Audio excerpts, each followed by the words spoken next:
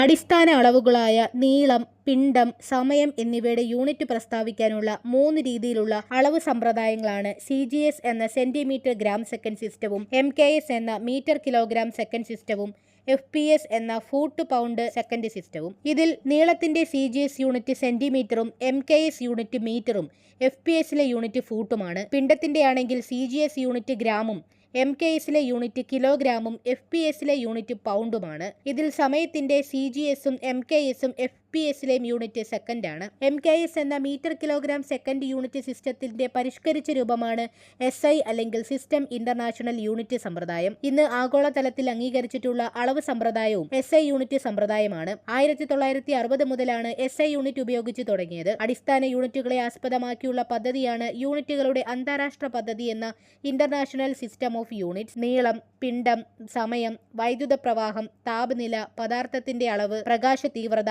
എന്നിങ്ങനെ 7 അടിസ്ഥാന അളവുകളാണ് SI യൂണിറ്റ് സമ്പ്രദായത്തിലുള്ളത്. Subscribe our channel for more videos.